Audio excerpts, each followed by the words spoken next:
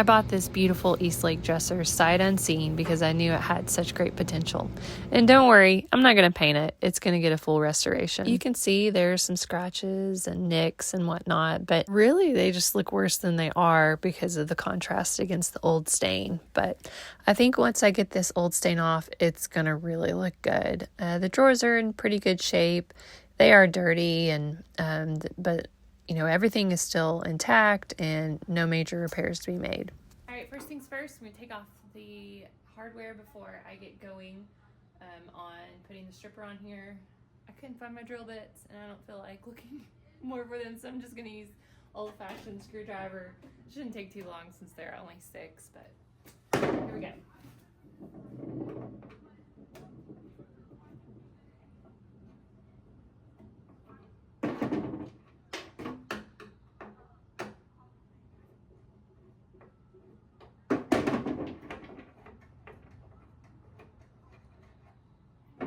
Already one down. I pulled all the drawers out to set them up for putting the stripper on, but oh my goodness, look at all that. So I will be getting out my vacuum to get that. It's lots of dirt, I mean, just showing its age. So for stripping, I just keep this little metal container on hand and keep a brush in there. So whenever I'm ready to strip, I can just pull it out and use it again.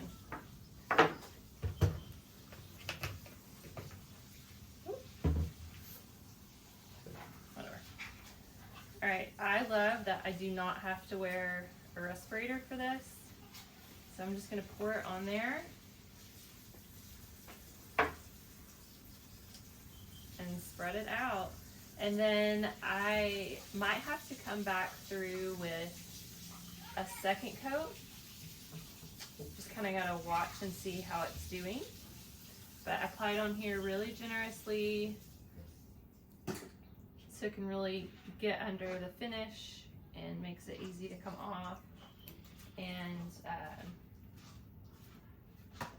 then just scrape it off. So we'll see how it works. It does, the container does say to let it sit for, oh goodness, let me see if I'm right. It's a couple, oh yeah, it says 2 to 4 hours. I couldn't remember for sure. So for 2 to 4 hours, and I don't find that it actually takes that long, but I think within an hour it's usually pretty good. So that's my experience. Something you want to be mindful of when applying stripper is timing. So I'm going to put this on the top and then on the drawers, and I'm going to let that sit and wait to do the rest of the base, because, you know, if I put it on there and then I go through and start removing all the finish, if I've done all of the dresser, then the parts that I get to toward the end will probably have dried out. So I'll wait until I'm ready to scrape off on the top and the drawers to apply it on the sides and then go from there. Hopefully that makes sense, but that just works the best and you waste the least amount of product. When I'm working on the sides, this is when I use this container. I'll pour my stripper in there and then move my legs so I don't trip on my legs, but I'll just drip it or dab it in there, and then I will supply it this way, and then I will also keep my container underneath because sometimes it will drip off my paintbrush, but I just apply liberally and make my way down the side of it.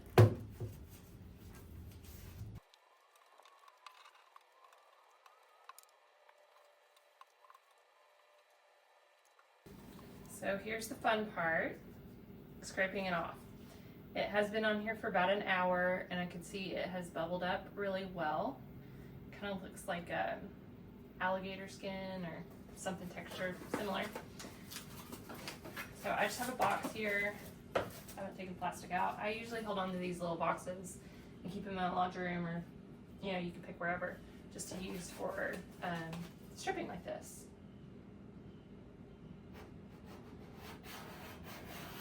But look at the beautiful veneer, or not, or I think it is veneer, but under here. Ah, it's so pretty.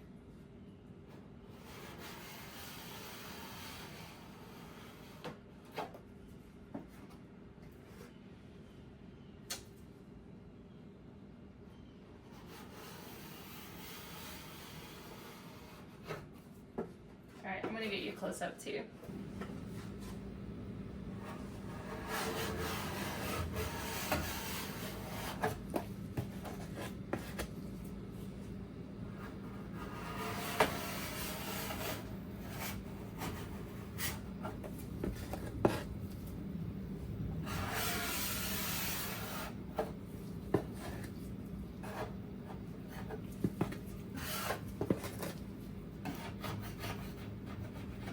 Looks like I missed a little spot. So for the edges, I could use this brush, but it gets kind of messy. So I'm just gonna use paper towel because it has a good texture that gets down and grabs it. And then I can come in with the finishing cleaner and spray it on there, and then scrub it with the fine steel wool pad that I have here. But it comes off really well just with the paper towel. Okay, it's time for the finishing spray. I'm just going to be spraying it on here and working in sections, because the only downfall I've found with this is that it can stain raw wood if you have it on the surface too long. So I just bought a big bottle of it, so, you know, because it's cheaper per the ounce, and this is a bottle from Lowe's. But you can see just how well it works. A little spot that's a little stubborn.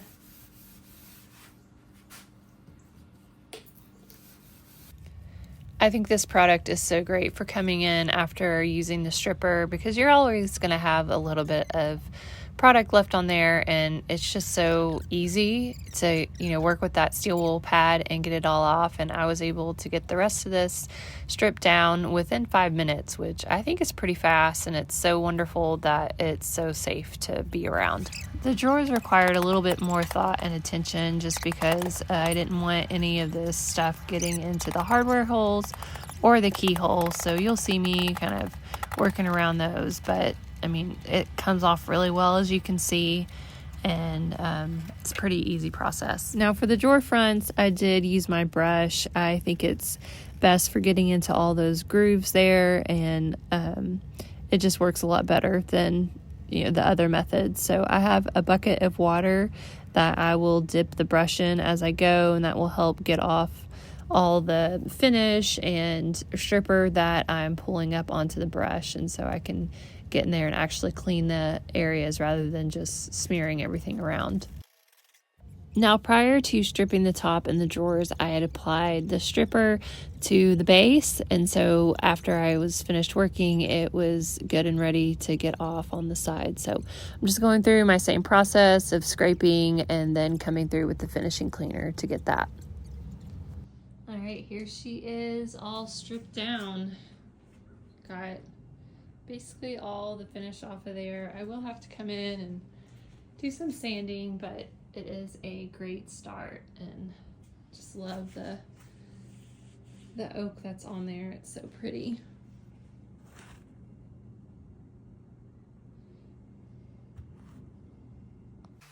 So now it's time to sand. It's gonna work really well getting the last bits of finish off, and I'm starting with a 120 grit, and that's gonna work really well to get the product off without, you know, sanding too much down into the wood. It is a rougher grit. You know, when I was starting to use a sander, I was like, what do all these grits mean? But basically, the lower the number, the more coarse the sandpaper is, and the more of the surface it's going to rough up. And so I often start with a 120 grit because it works well at, removing whatever is on the surface, but then it's a little bit safer. Like if you have a veneer, that it's not, has high likelihood of burning through that veneer. So start with that 120, and then basically you want to move up just by about 50%. So go from 120 to 180, because that's 120 plus 60, and then from 180 to 220, and then usually you could stop there, or sometimes before at 180. But that's my general rule of thumb and what I've learned and what's worked well for me.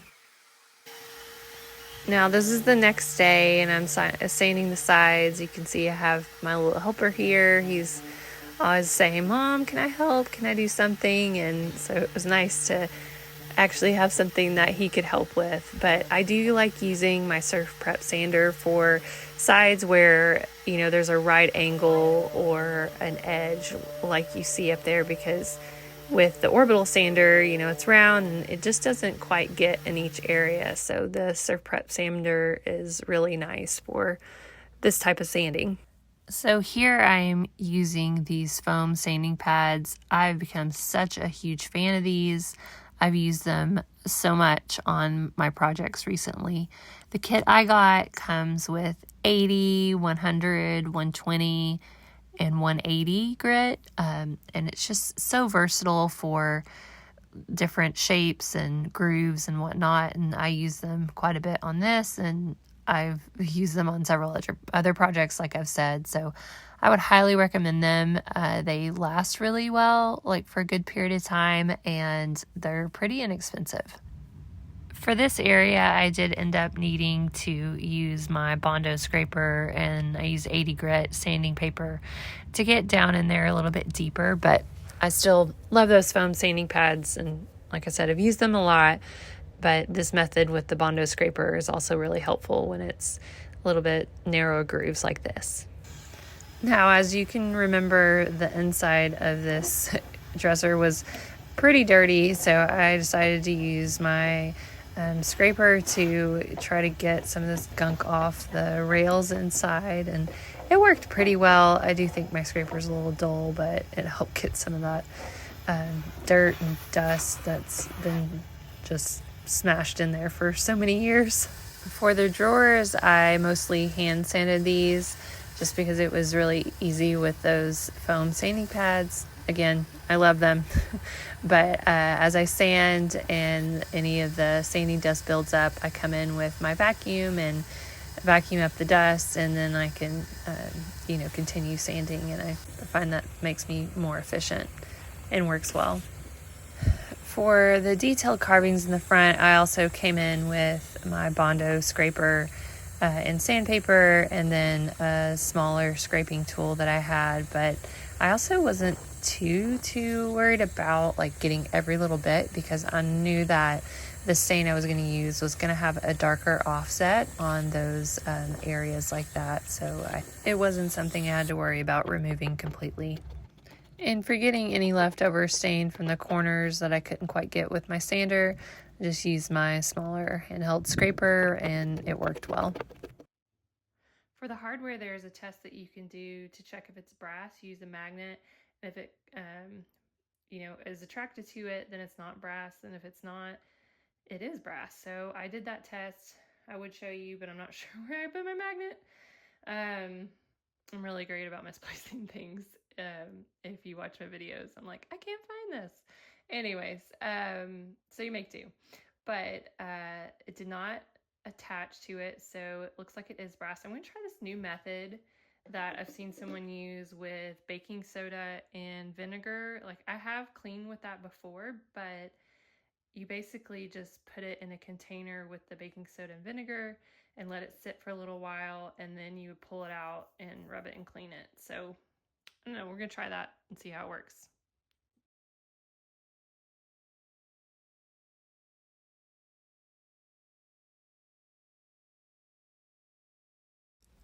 While the hardware is doing its thing for a few hours, I am going to prep it for staining.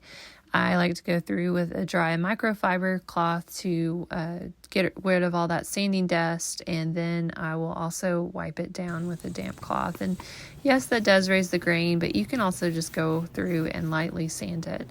And you can also use a tack cloth to get any last bits of sanding dust. They're just not my preference because I don't like the tackiness that gets on my hands. So I'm curious if anybody feels the same way that I do about tack cloths. Would you rather use another method even though tack cloths are really effective, or do you think I'm crazy? Okay, so here we are several hours later, and funny story, I looked back up the method that the lady had used for this, and apparently it was lemon juice, not vinegar. So I did end up adding some lemon juice that I had on hand in my refrigerator, just one of those bottles, but it sat for several hours. I feel like it should work pretty similarly, but you know, I'm going to try lemon juice next time. So I'm just using a fine steel wool pad and scrubbing on this, and it's, you know, it's worked pretty well. It didn't work quite as well as she had in her video, but again, I had vinegar in there at first. But I'm also using my Barkeeper's Friend, and that's been a good addition to get all this off. And I'm not going for getting it all off. I'm just getting it all off on the handle, and then around here I'm just keeping some of the patina on there. And so I will just scrub until I get to there, and I actually already have one that I finished, so it gives you an idea of how it's going to look like. But I'll just keep working and get it clean. For top coat, I'm using Minwax Polyacrylic in Clear Matte. I want it to be more of a matte finish. I've already poured it into my my spray container, and I filtered it, and this is a great reminder of why to filter. Like, this was newly open. You would think, hey, nothing to worry about, but caught something in there. Now, I'm sure you're like, wait, what in the world? How are we doing top coat when you didn't apply anything to the dresser? Well, I recorded myself staining it, but I don't know what's going on with the video because it will not upload. So you're just going to pretend that you saw me apply it. I used General Finishes Antique Oak, their water-based stain, and I just did one coat because I really liked how it was looking, and you can see it gives it a really nice color. So for the top coat, I obviously you saw me test spraying, so I made sure the right amount of product was coming out. And then I'm just going over the surface and overlapping about 50%. With top coat, you can generally go quite a bit faster than you would with paint, just as an FYI, and that also will help you avoid putting too much product on there and creating drips, because that can be an issue. If you're curious about the spray settings, I'm using, I have the Wagner Flexio 3500, and I just have the air blowing at a 2, and then the flow of product is probably about 50%. So I am not happy I'm not happy with the stain, how it absorbed in some of these areas, and I did try to sand it back a little bit and you know, put stain over there again, but it's just not absorbing. So I'm going to use my blend all sticks to hopefully blend it in a bit more. I'm not looking for perfect because, you know, I mean, you can see some scratches in here and whatnot. I'm still going for a vintage feel, but I don't like this. So it's looking a little light.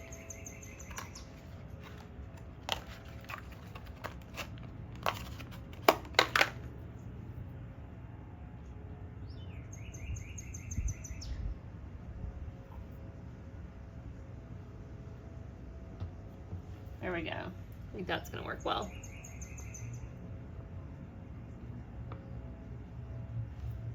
So you just kind of color it on there like a crayon and use your finger to blend it.